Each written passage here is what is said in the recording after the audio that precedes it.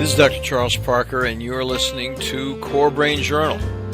It's a place where I connect both fresh discoveries and interesting different perspectives from advanced mind science with the realities of real people and everyday life down on Main Street.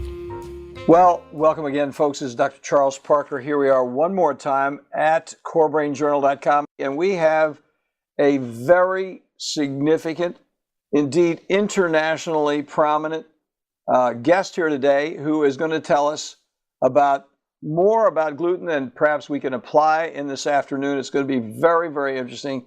Dr. Tom O'Brien, thanks so much for joining us. Oh, thank you, Dr. Parker. It's always a pleasure to interact with you in any venue. Well, Tom, we've known each other for a long time, and it's a real pleasure for me, as I said when we were talking beforehand. I just learned so much from you. I remember the Gluten Summit.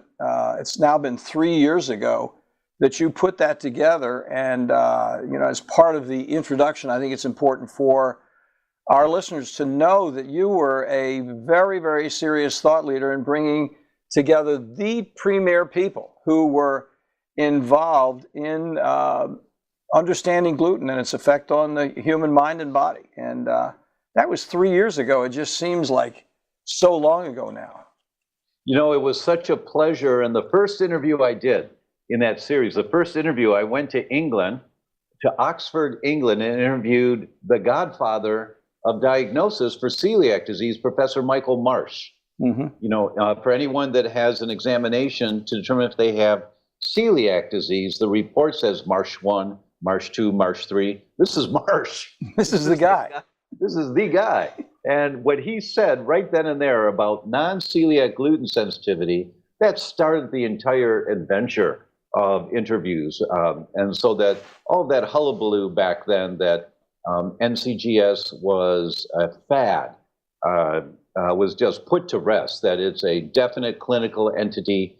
And we had many, many experts that validated that and talked about the studies that they had published in the literature, so that today it's just accepted that you do not have to have celiac disease in order to have a real problem with wheat, but you may have celiac disease.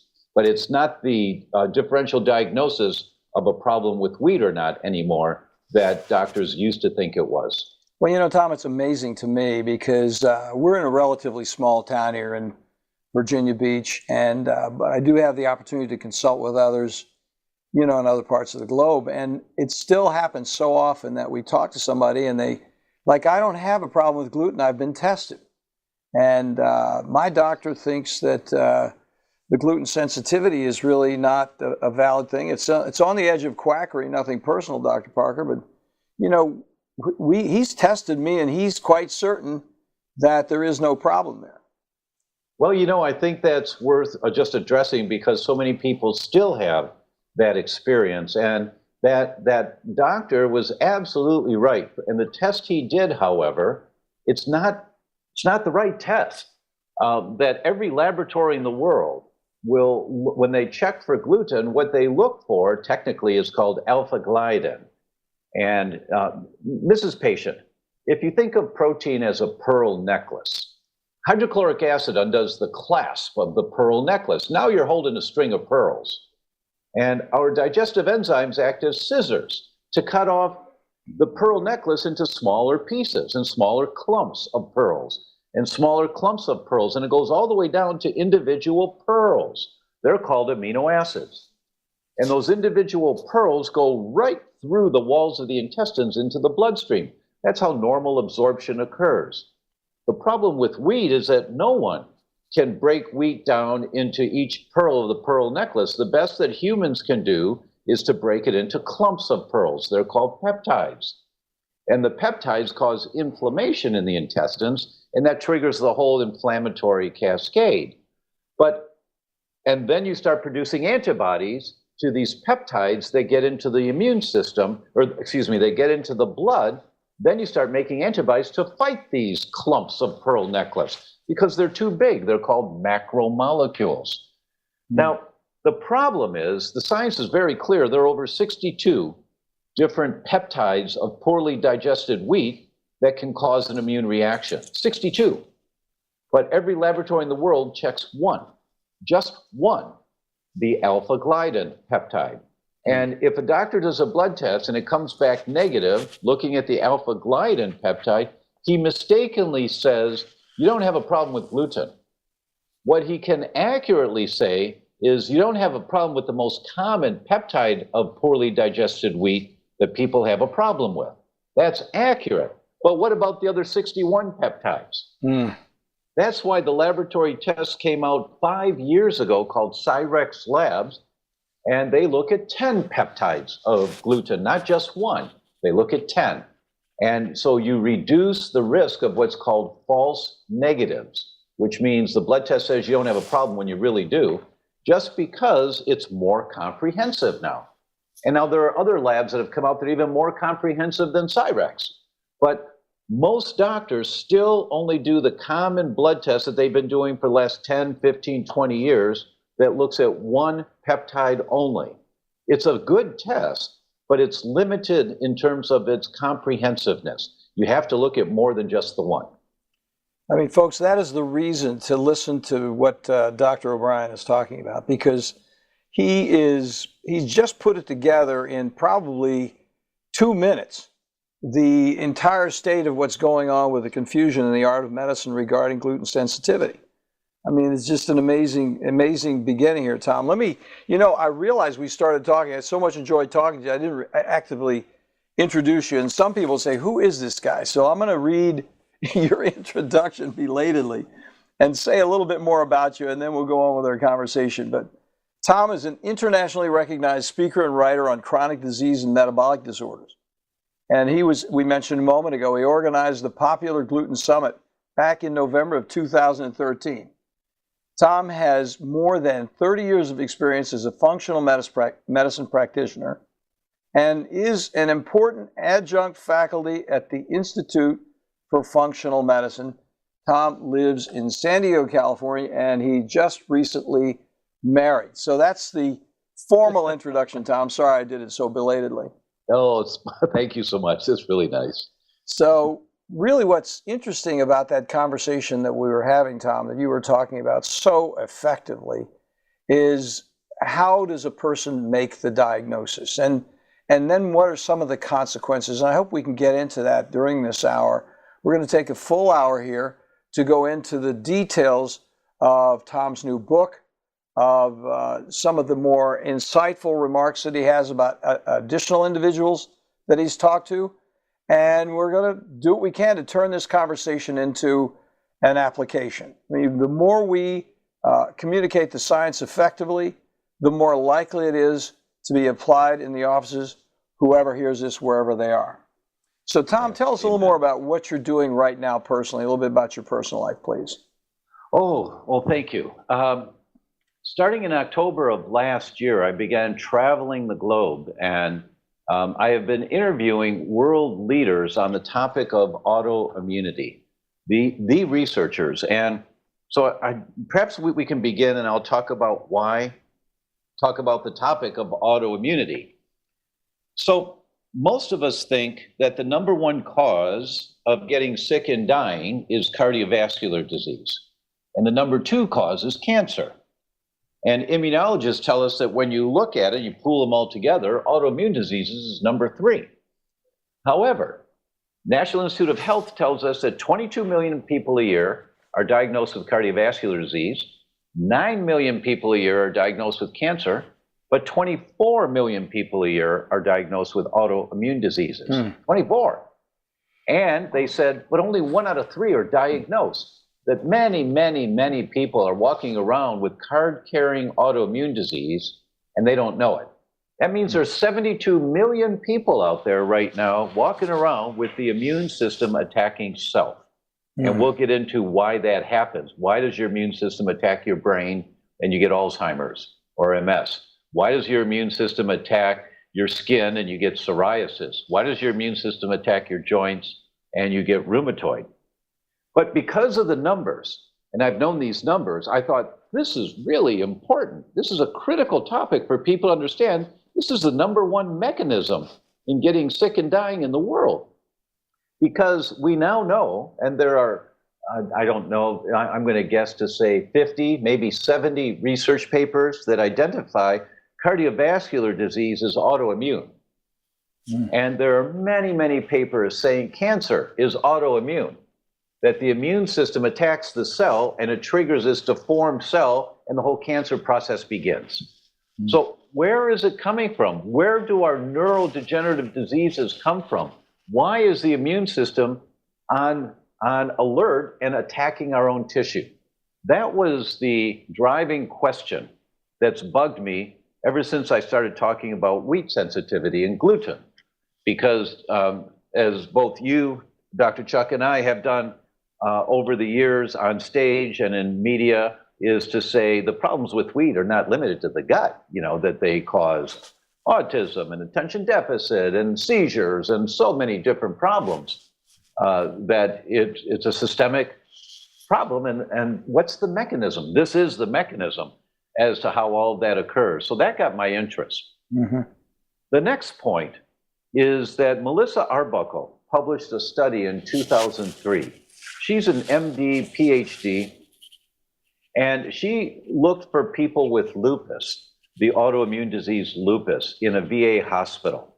She found 132 people with lupus in this hospital. Now, if they're in a VA hospital, they're veterans. If they're veterans, they were in the armed forces. If they were in the armed forces, they had their blood drawn many, many times over the years when they were in the Air Force or the Navy. And what most people don't know is that the government's been freezing and saving all of that blood since 1978. They've got tens of millions of samples of our service people's blood. So Dr. Arbuckle asked for permission to look at the blood of the currently diagnosed lupus patients when they were healthy in the Navy or in the Marines. And she received permission, and what did she find out?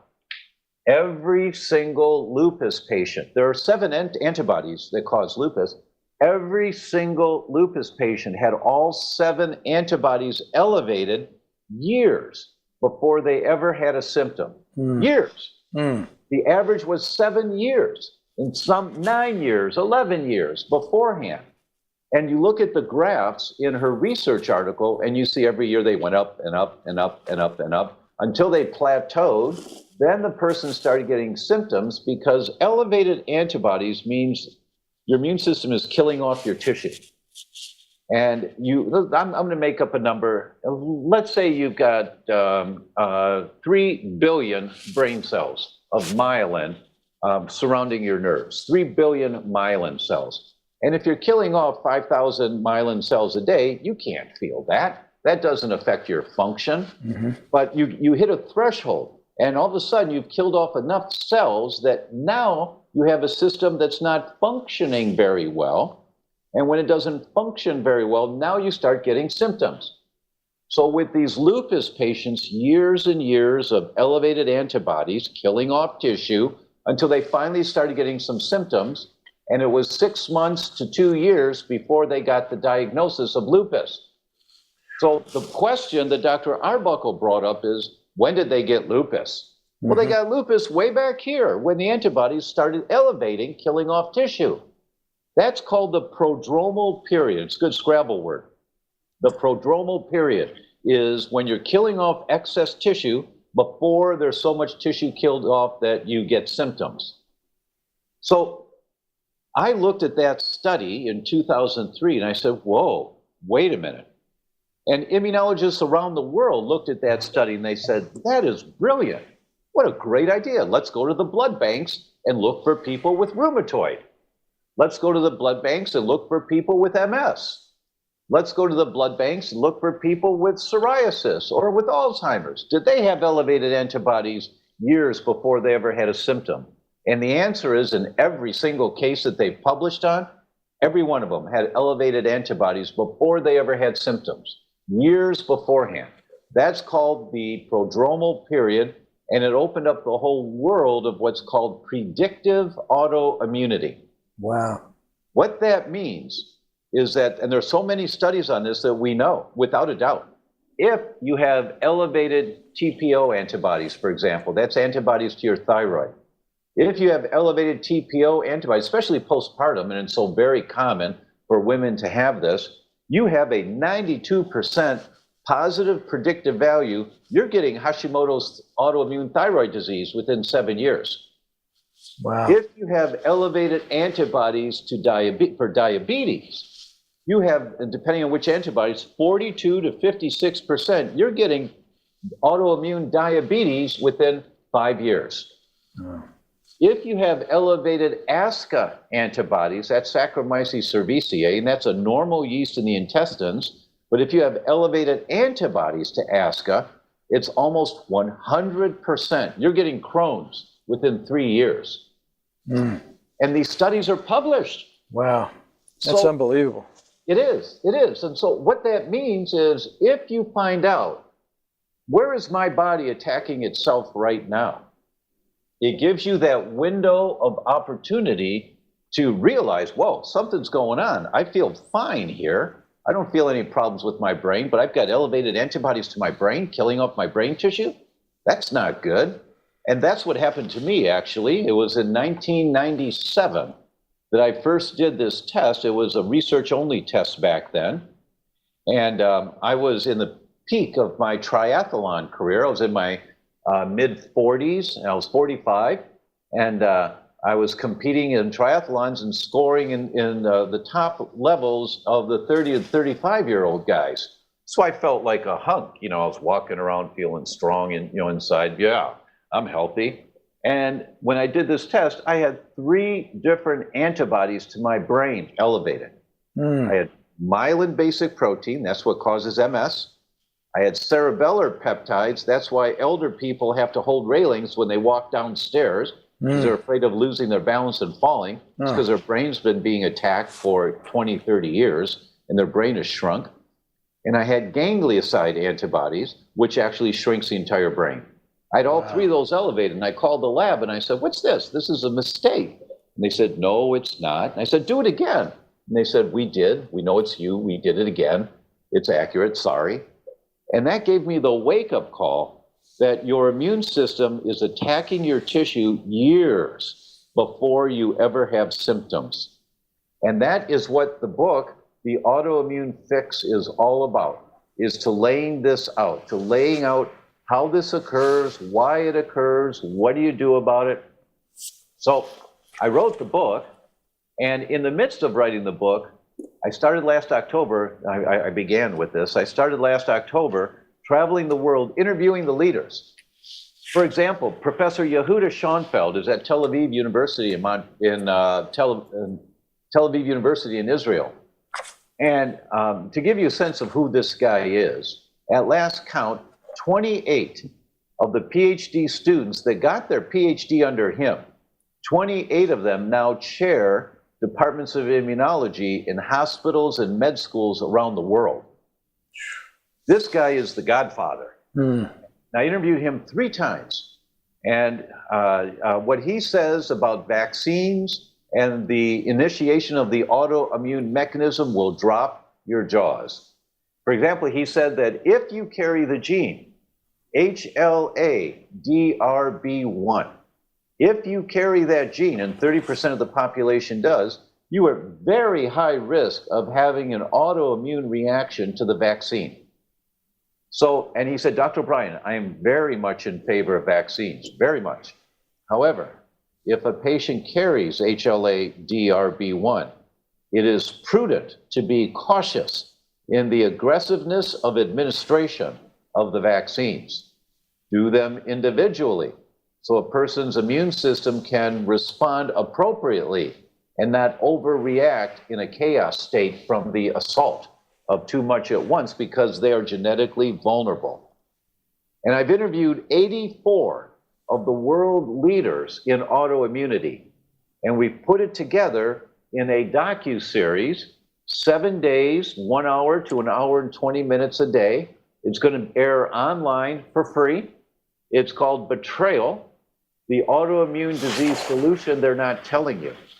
And I've interviewed the leaders that tell us what this problem is. It's the #1 mechanism, folks, in getting sick and dying. It's #1 in the world. Man, that's unbelievable.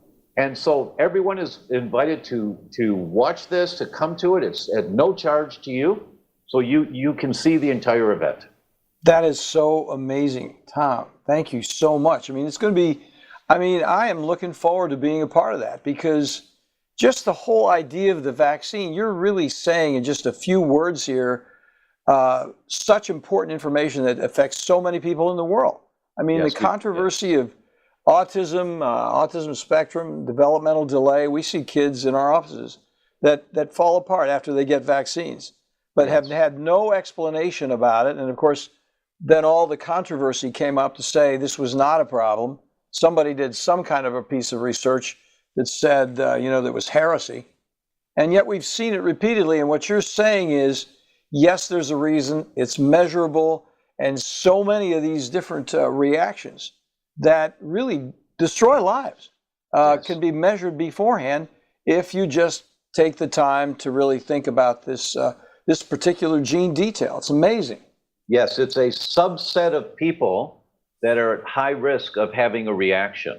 I'm not an immunologist, so I can't talk to if you don't have the gene, are you vulnerable or not? I personally think we are. Some people are. But what the science is very clear about, if you carry that gene, you're extremely vulnerable to having a reaction.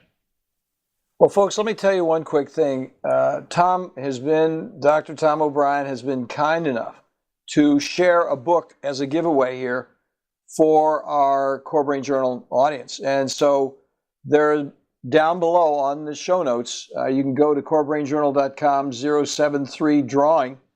And Tom's going to make that available. It's going to be available 2 weeks after this show is posted.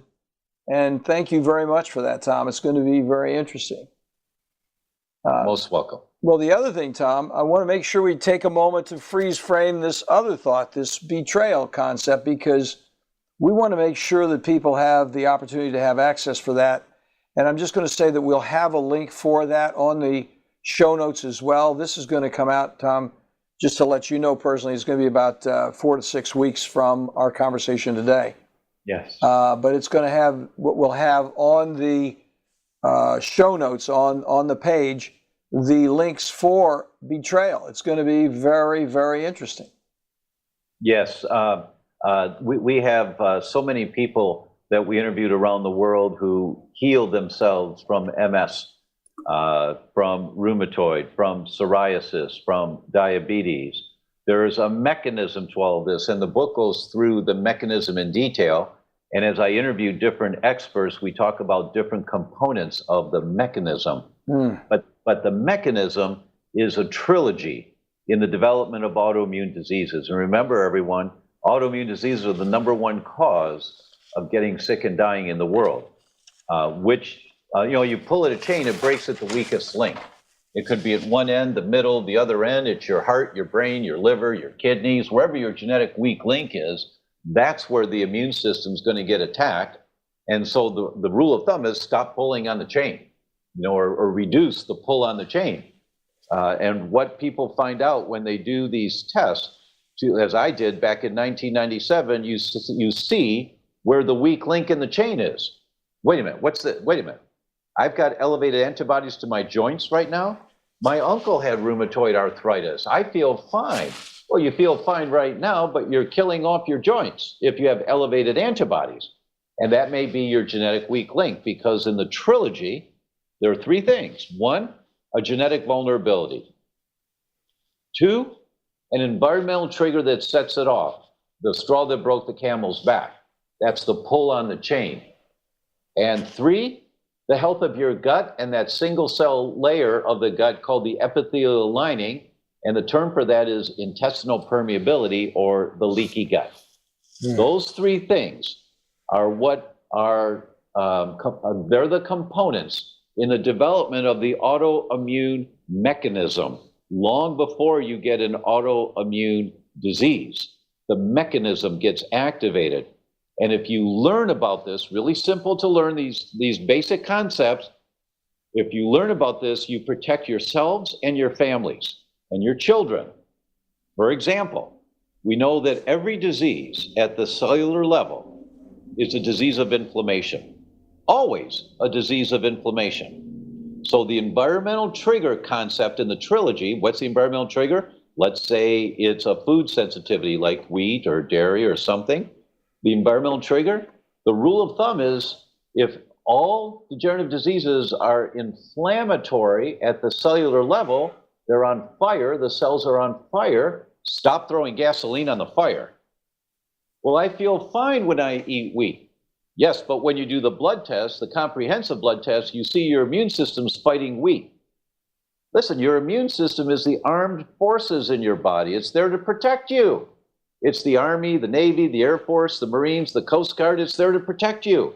And if your immune system has called out the reserves, if you have elevated antibodies to wheat, you got a problem with wheat, whether you get sick when you eat it or not. That it may be the weak link in your chain is the thyroid. So when you eat wheat, you get elevated antibodies to your thyroid. So you feel fine, but you're elevating the antibodies. Or it may be that the weak link in your chain is your brain. And you pull on the chain, and the weak link is your brain. You get elevated antibodies to your brain. That's why Dr. Dale Bredesen, who published a paper in November of 2014 reversing Alzheimer's in 9 out of 10 people at UCLA, reversing Alzheimer's. That's why on his 34-point checklist, it includes, is there a food sensitivity in there to gluten, to dairy, to other foods? Get them out of there, because you have to stop throwing gasoline on the fire. So people think they feel fine when this autoimmune mechanism is in full force, because you haven't killed off enough cells yet to have symptoms from that particular tissue, whether it's your brain or your thyroid or wherever the weak link is in your chain. You know, it's interesting because people say I don't have the problem because they're really thinking about IgE. I break it down, Tom, as IgE is an Ig emergency. And IgG, and IgG is an immunoglobulin ghost. It's in there, but you don't know you got it. Yes, that's exactly right. That's a really nice way of saying it. You know, most people, when they're concerned about allergies for their children, they take them to an allergist, and the allergist does skin prick testing. And the skin prick testing is the IgE component. That's the Air Force. And so the allergist checks the Air Force. If it comes back negative, they mistakenly say it's okay to eat the food. No, it's not necessarily okay. The only thing you can say when a skin prick test comes back negative is that the Air Force hasn't been called out. What about the Marines? Well, I didn't check the Marines. That's IgA. I didn't check the Marines. So our patients need this basic education. It's all in the book. When you have this basic education, if your doctor does an IgG test, that's the Army. And so the Army has not been called out. Okay, that's good, but what about IgA? What about the Marines? That's the diagnostic marker for celiac, is IgA. Or what about IgE? And so, in other words, our doctors today can only use the tools that the laboratories make available to them. And the laboratories are stuck in the way of thinking that they've done for the last 50 years, since 1954, when IgE tests came out. They're stuck in the way of thinking that they look at one branch of the armed forces only. And you really need to look more comprehensively to see, is there a problem going on? Now, Tom, on the genetics, back to your triad there, please help our audience understand how this testing is done, because I'm telling you that what we're talking about is so referential to our medical audience as well. Yes, part of this is directed to the public, so the public can become informed and ask their doctors about these things. But I know this conversation is going to go right to the medical community, Tom, because it's so important. And so tell the doctors, like myself, Tom, who don't really understand the genetic measurement, how that test takes place. We're going to break this testing down so a person knows what's involved. How does that genetic testing take place? Depending on the laboratory that a doctor chooses to use, some laboratories will do a cotton swab inside the mouth, and you just rub the inside of the gum a little bit. So the Q-tip has got some of your own saliva on it, and you put that in a tube and you send it off. Other laboratories doctors will do a blood test to send it to those laboratories. And you're just looking to see what's the genes that this person carries, what's the deck of cards that they were dealt in life. You can't change your genes, but having genes don't mean that you're going to get the disease. Having genes means that you're vulnerable to getting the disease. It's the weak link in your chain. And those genes, Tom, are the HLA, just specific. That's correct. Yes. HLA genes, Right. just to clarify. Sorry to interrupt you, but I wanted to bring it up because people, what genes are you talking about? You're certainly not talking about cytochrome P450 because that's a whole different thing. But you are talking. Go ahead. You go ahead and tell us what we're looking for there. You bet. And the classic example is, and where most of the research was initially done, is in celiac disease. That we know that the genes HLA DQ2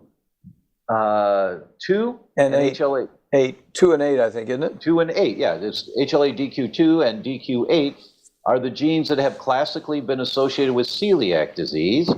And doctors have said that if you don't have the genes, you don't have celiac disease. Don't worry about it. It's okay to eat wheat. Some doctors have actually done gene testing to determine if a person can eat wheat or not, which is a mistake because the genes just say you're vulnerable or not to developing this one disease from a wheat sensitivity. But now we know there are many other diseases a person can develop from a wheat sensitivity that don't require the DQ2 or the DQ8.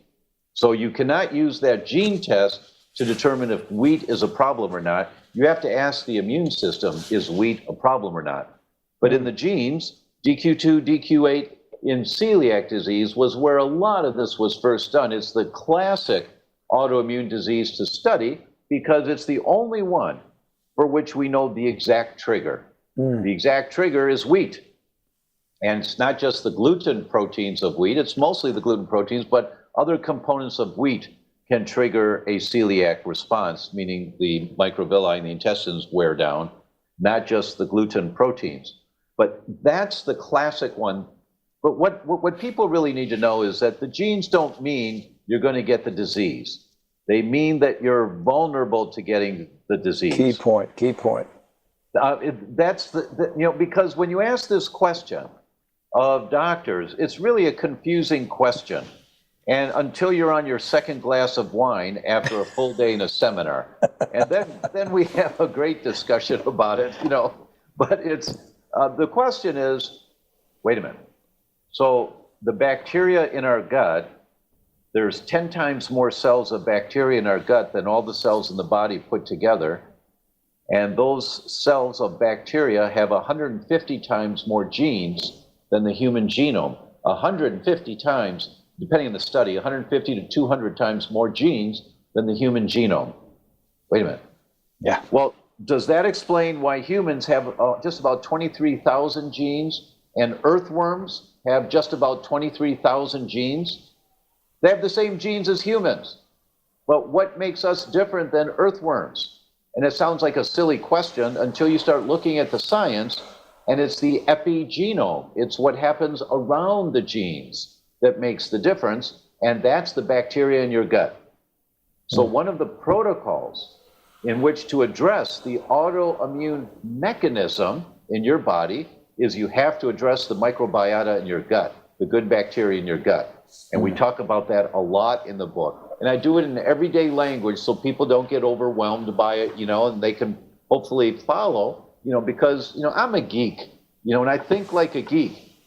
But I had really good teachers that helped me come up with analogies so that some of these tough concepts can be made in everyday language. Look, here's the bottom line. I say this all the time. If your car is blowing black smoke out of the exhaust pipe, you don't treat the exhaust pipe. Yeah. And this is the mechanism that you look for and you address, is the autoimmune mechanism, the number one cause of getting sick and dying in the world. When you address the autoimmune mechanism, when you understand the basics of stop throwing gasoline on the fire, so you have to ask the question, where is it gasoline or kerosene? Is it a kidney cell or brain cell? Is it gasoline or kerosene? Where's it coming from? Is it environmental toxins? And there are tests. But you don't know what tests to do if you don't know what questions to ask. Yes. And unfortunately, many of our doctors don't yet know this concept. Now, the American Autoimmune and Related Disease Association, the #1 group for support group for autoimmune diseases in the country, they did a survey of physicians, and they found that 12% of physicians felt they got adequate training to identify autoimmune diseases when they went through med school, 12%. And that 4% of them felt comfortable diagnosing autoimmune diseases. Yeah. It's the #1 mechanism in getting sick and dying in the world.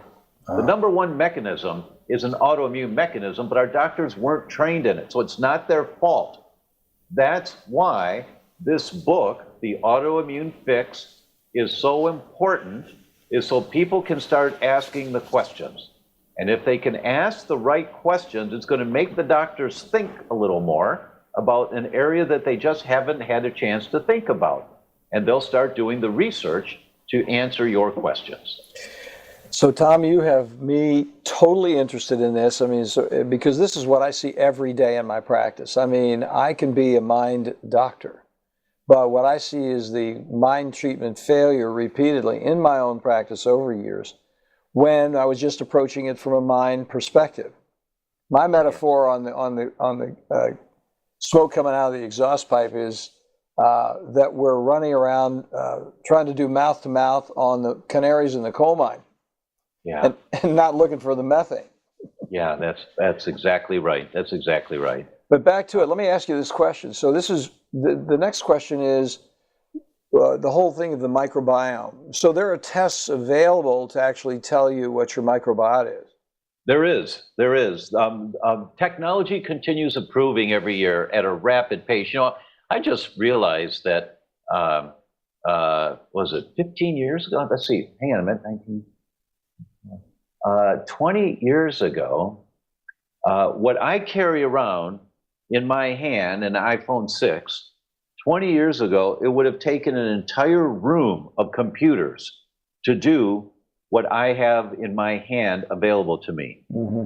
An entire room. So what's going to happen in the next 20 years? We don't have a clue what's going to happen. About technology keeps improving, and technology is available now. Lab tests are available now that look at what families of bacteria. See, it's not as important, do you have enough lactobacillus or enough bifidobacterium? Those are the families of good bacteria in the gut that we've known for 25 or 30 years are important. But it's not as important now, the studies are very clear on this, how much lactobacillus you have or how much bifidobacteria. What's important is the diversity of the good bacteria in the gut. Do you have enough of all of the families of bacteria in the gut that keep the bad bacteria at bay? You know, we all get bad bacteria exposure every day, but do they have the opportunity to flourish? And the answer is no, if you've got enough of the good guys in your gut. So here's a takeaway for all of your listeners today. This is, if there's only one thing you were going to do to be healthier, only one thing, my recommendation is that you build a healthy gut microbiome. That's more important than anything else.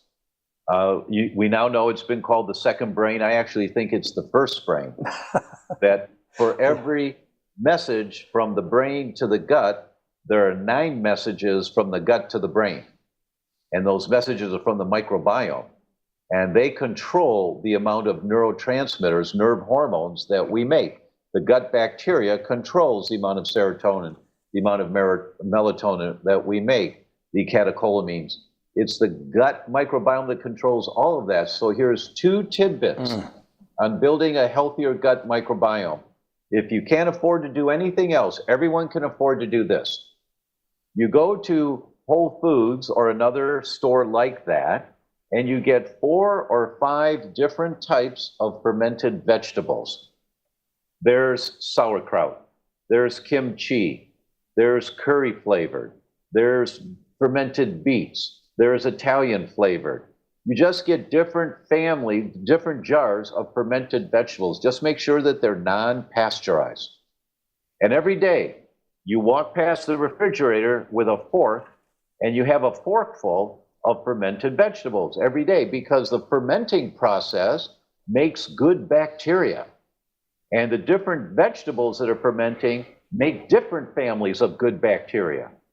So you alternate it every day. You just have a forkful or two. Two is better, but if one, I'll be happy. And what you're doing is you're inoculating your gut with the good bacteria. You're seeding the gut with good bacteria. That's the first thing you do. The second thing you do is you go on Google and you type in list of prebiotic foods. And you just look at the list and you print it out. These prebiotics, they feed the probiotics.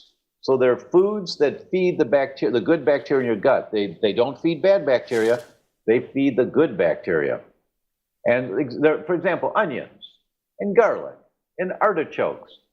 There are many, many different bananas. There are plantains. There are many different foods that qualify as prebiotics. So just print out a list, and every day you have 2 prebiotics as part of your meals, and get a forkful of the fermented vegetables to inoculate the probiotics every day. And in a few months, you've repopulated and you've built a healthier gut microbiome. If there was only one thing you were going to do, that's it. That's where the major control is in our bodies, is by the bacteria in our guts. I mean, that's amazing information when you think about it. And Tom, let me ask you the question: are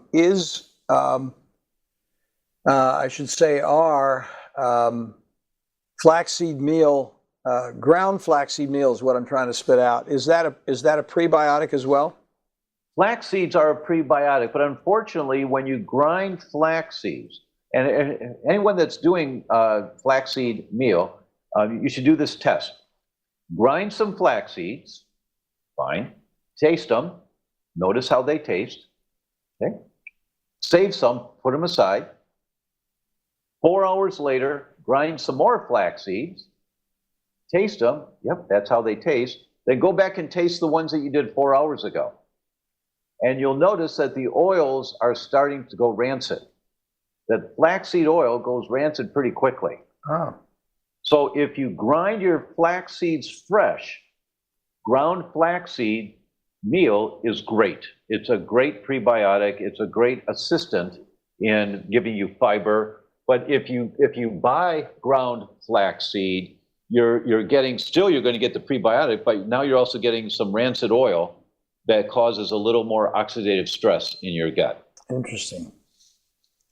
Very, very interesting. Thank you. But the combo, I mean, anybody here that listens to this can take care of themselves. I mean, it's exactly a basic, and what you've been emphasizing so effectively is the relationship between just getting that gut microbiome straight for all of these other chronic illnesses, including what we see every day in our offices, whether it's brain or not. Absolutely right. Absolutely right, Chuck. And if you look at some of the studies on the microbiome, I mean, I read this stuff. As I said, I'm a geek on this stuff, and I just love to read it.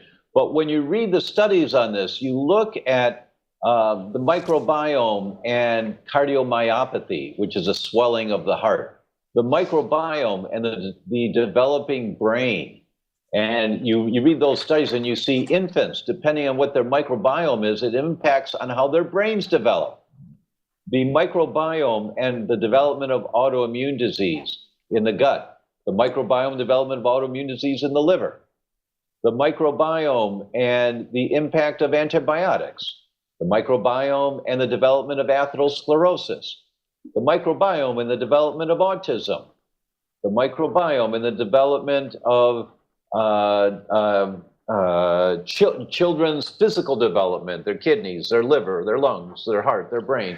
There are so many studies that talk about the importance of the good bacteria and the roles that they play. It's what makes us the dominant species on the planet, is our microbiomes.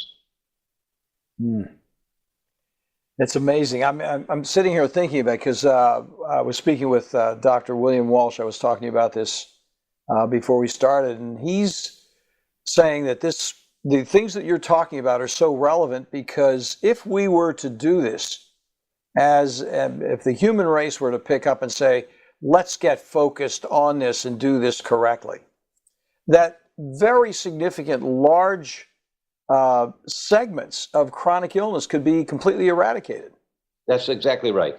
That is exactly right. And children would develop strong immune systems that can fight off the diseases they're being exposed to now. Their IQs go up. You know, when you build a healthier microbiome, they look at these kids when they build the healthy microbiome, they do IQ tests, and 8 years later, their IQs have gone up. They perform better in school. They're physically more adept. They're more balanced. The list goes on and on of what happens when you reduce the inflammation in the gut, which allows a healthier microbiome to occur. So the rules of thumb here, the takeaways for today is, one, get the book because you'll learn so much in the book. Absolutely. But two, rebuild a healthy microbiome. And three, stop throwing gasoline on the fire. So you have to look and see, what is the gasoline for you? For some people, it's chocolate. I'm sorry to say that, but for some people it is.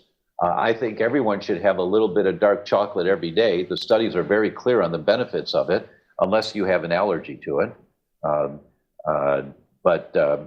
Get the allergenic foods out of your diet, find out what they are.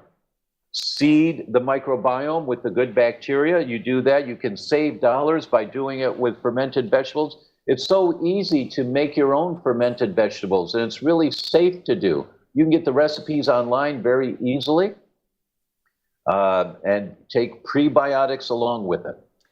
Now, Tom, let me ask you this question. Sorry to interrupt, but another thing that I'm sure people will be thinking about is, what's the value? How does one choose and select a probiotic right there from the shelf? They say, okay, this is a little complicated, thinking about this whole prebiotic, probiotic thing, but I was convinced that this, the need for probiotics is there, and I'm interested in the microbiome, and I just want to buy some probiotics.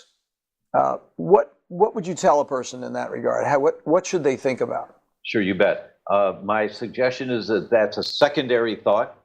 The primary thought is feed your microbiome with food. And so learn what the foods are, learn what the prebiotic foods are, and do the fermented vegetables one way or another, or fermented drinks. But if you're going to buy some capsules, maybe for a therapeutic approach to jumpstart the whole thing, then diversity of the microbiome is most important. So the diversity of bacteria that you're looking at on the shelves. In general, the more diversity, the better. In general, that's the case. But of course, quality of companies is always a concern. You know, and some people will jump on a bandwagon and produce a product that's not very good, but they'll market it using the right concepts to fool people to thinking it's cutting edge, and that's always a challenge. The product that has seen a lot of good research, and to the company's credit, they put a lot of money back into publishing research and first-tier journal articles on it, is the probiotics called VSL3. VSL number 3. There's a number of studies that show how effective it can be, and it's a diversity. It's not just one particular strain of probiotic, it's a diversity of bacteria that makes the difference. Listeners, I'll have that on the show notes so you can click on it and see what it is, because I'm going to chase that down and make it convenient for you. Because I think we do have, and the other thing I'm going to do, Tom, has been so exciting talking to you. I'm like, how else can we get this message across? Number one, the book is going to be available. The links are going to be there for the book. And those of you who are listening to us in different parts of the world, we're going to have the Amazon link, a global link, so you can just pop right in and get it wherever you are without having to worry about the currency. So that's one thing we're going to do. Then the other thing we're going to do is, I'm going to take Tom's recommendation, and I'm going to take some time and put the foods that you can get, or the prebiotics and probiotics, so we won't have a lot of questions. We're going to make it ridiculously easy for anybody to look at the list and go shopping. And that's going to be included in the show notes. Marvelous, marvelous. Listen, here's the thing. If people get the book, and then if you would, if you write a little comment in the Amazon area, so if you go to the book on Amazon, scroll down, you see there's a bunch of comments. The more comments that are in there, the more that's viewed by the people that make the decisions. My goal is for this book to be a New York Times bestseller, because if it is a New York Times, currently it's a Publishers Weekly bestseller and Amazon bestseller, but if we hit the NYT list, that's the calling card to get on shows like Ellen and Oz and things like that. So this message about autoimmunity can get out to the wider audiences. That's my goal, is that look, we have to change the direction our healthcare is going. For the first time in the history of the human species, for the very first time, this has never happened before to humans. The New England Journal of Medicine tells us that children born today have a shorter projected lifespan than their parents. They're going to get sick at earlier ages, get diagnosed with degenerative diseases at earlier ages, and die at an earlier age than their parents. This has never happened before in history.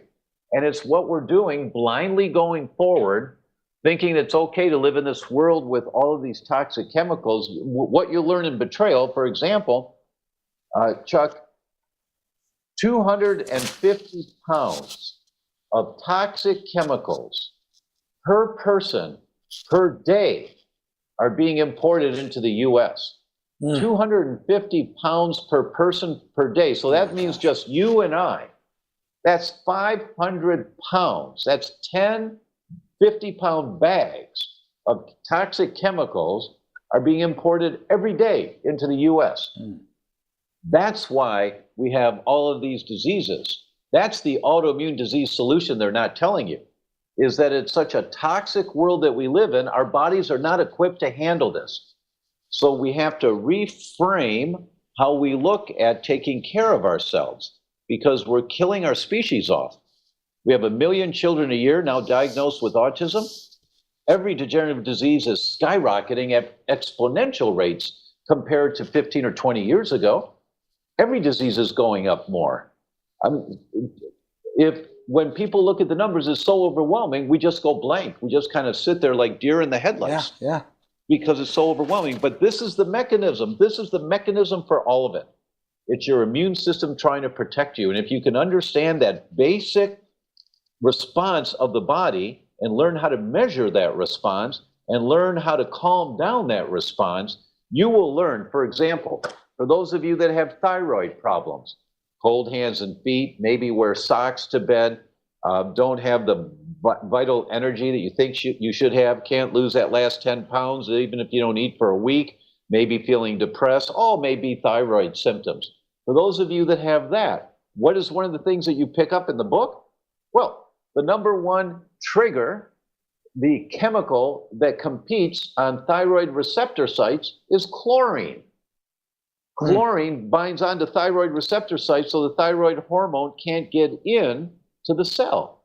So your doctor does a blood test and sees that your thyroid hormone levels are normal, but gives you thyroid hormone anyway because the TSH is a little elevated.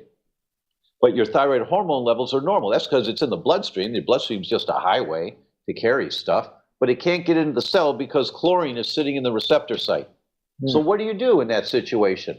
You get a chlorine shower filter, because that's where you get more exposure than anywhere else, is sucking the steam in the shower. It goes right through your lungs into your bloodstream. So that one little $50 chlorine shower filter that'll last you 6 months, and you change it out every 6 months, may be the dramatic difference in getting a handle on your thyroid function. That's just an example of when you understand the mechanisms, you do the right test and you see that your body's attacking your thyroid. Well, my body's attacking my thyroid. I feel fine right now. Well, let me look at thyroid symptoms. Oh, yeah, I guess I do get chilled. Yeah, I do wear turtlenecks sometimes in the early fall or in the late spring when people are really warm, but I'm wearing a turtleneck. Yeah, or yeah, my husband says my feet are cold. Or, well, I guess I do have a few of those symptoms. And you do a blood test and your thyroid hormone levels are normal, but they're shotgunning thyroid hormone into you. And it may be that you have a chlorine sensitivity. Here's the way you can tell. Mrs. Patient, when you're in an elevator of a hotel, and the elevator doors open, can you tell the swimming pool's on that floor right away? And people go, well, yeah, I smell it. Does everyone else smell it? Well, no, but I do. That's because you may be sensitive to chlorine because it's building up in your body and your immune system's fighting chlorine. Get a chlorine shower filter and filter your tap water so that you're not getting all that chlorine. And don't swallow your toothpaste. And don't swallow your toothpaste. That's right. Those are the kinds of little pearls, but it's not just the little pearls that makes the difference. It's understanding why these little pearls are important. So that people will start asking more questions to protect their children and protect their spouses and protect themselves. It's understanding the whys without getting into the geeky science. So that was the goal in my book, is that it's not geeky. You know, it comes from a geek, but it's not geeky, so that people can understand and ask more questions. You know, listeners, I think we need to get behind Tom in this. I mean, I don't really take this kind of position with anybody. I haven't taken this position with anybody that we've interviewed, but I think this is so impactful, Tom, and I appreciate your sharing it with us so much. I think we really need to get behind. And if you listen to this and appreciate this interview with Tom, and Tom's taken his time to tell us about this really essential information, that we go in and comment on Amazon. Get the book, comment on Amazon, and really increase the volume of dialogue that really needs to take place regarding autoimmunity and the evolution of all of us. Thank you. Thank you for that endorsement. Absolutely. You know, together we all can change the direction of our healthcare, but it's going to require something like this. It's going to require a shift in how we think about health, a complete shift, a transforming shift. And we have to get back to what's the basic mechanism that's causing all of this. And the immune system is your dashboard. You know, the hot light comes on the dashboard. And there's two ways to measure the temperature in the engine of your car. In some cars, the hot light comes on the dashboard. Well, you have to pull over right away. That's when you get symptoms and you go to the doctor and you find out you got a disease because the hot light came on the dashboard.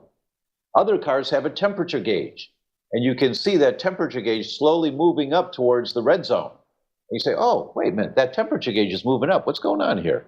Which gives you time to check it out before you're going to stall or burn out your engine or get diagnosed with a disease. So true. So when you look at your immune system, what's my immune system doing right now to protect me? Is it working overtime to protect me? Do I have elevated antibodies to my own tissue? If you do, you got a problem. It doesn't matter how you feel. You got a problem right now, and this gives you the window of opportunity to do something about it. We all age on, Tom, no question about it. And time is the variable that's so completely overlooked in modern medical science. We're just not, we're looking at a diagnosis, we're looking at categorical thinking, reductionistic thinking, and it's either there, it's not there, it's observable or it's not observable. If it's not observable, it doesn't exist. And, you know, over in psychiatry, I think it's a psychiatric fashion show.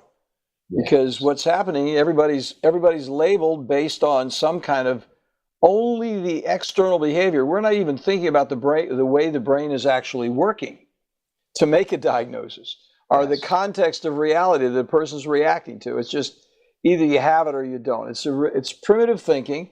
And you, Tom O'Brien, Dr. Tom O'Brien, thank you so much for coming on board here. It's been a absolutely fascinating conversation. I can't tell you how much we appreciate it. Give us a place to go if you have a website that you want us to go to as we're coming to close here. Oh, thank you. Our website is thedr.com, thedoctor.com. Just don't spell the word doctor out. So it's thedr.com. And we've got lots of interviews and videos there, lots of information. But I think you'll have the link, Dr. Chuck, to where if your people click on the link that you've got, we've got a bunch of gifts to give people who listen to this. One of them is, which is one of my favorites, is the handout, The Conundrum of Gluten Sensitivity, Why the Tests Are Often Wrong. And I wrote about this Army, Air Force, Marines concept, and not only did I write about it in everyday language, but I threw some concepts in there that are a little more technical with the references, so that you take this handout to your doctors ask him to read it while you're sitting there. It's 2 or 3 pages long. And he better say, oh, this makes sense. That you can't just check the Air Force or you can't just check the Army. And so that you can get more accurate, comprehensive testing when you're starting to ask the questions, what's going on in my body? So that's the handout, the conundrum of gluten sensitivity, why the tests are often wrong. That and a few other handouts are all there for you from Dr. Parker's website. Tom, thank you very much again. I have to catch my breath. I mean, it's going to be hard to go to sleep tonight. You've really covered a very, very serious, and what's really appealing, Tom, and everything you've talked about, is how we look at the evolution of your thinking. You know, start over in one place, and it just keeps evolving and keeps evolving. And I think the thing that's most essential is that you are taking it right down to traditional medicine. You're taking it down. You've got the peer-reviewed science. You've interviewed the leading authorities in the world on these topics. This is not something that came out of Possum Hollow yesterday as a maybe. This is what's actually going on. And I just want to thank you so much for bringing it to us, Tom. It's been a really enjoyable conversation. Oh, thank you. Thank you, Dr. Parker. It's always a pleasure to work with you. The work you're doing is so critically important for people to understand that when you got a brain problem, that's just the exhaust pipe blowing smoke. Yeah. You know, and So you don't treat the brain. Yeah. You, of course, want to feel better right away, but to do that and to stop the degeneration, you have to get a big picture overview. And you've been an advocate of that since the day I met you, and I'm just so privileged to share this information with you. Thank you so much. Thank you very much, Tom. You have a great day, buddy. Thanks for listening to Core Brain Journal. We're working every day behind the scenes to bring you reports that connect research benches with those street trenches.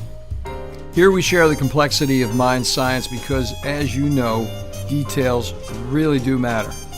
One of the most pervasive, misunderstood challenges is how commonplace medications, like those written for ADHD, are used so regularly without clear guidelines. If you think you'd like more specifics, take a minute to download my 2-page PDF packed with video links and references on the absolute essentials of how to start ADHD medications. They're easily available at corebrainjournal.com/start. Thanks for listening. Do connect and stay tuned. Together we can make a difference.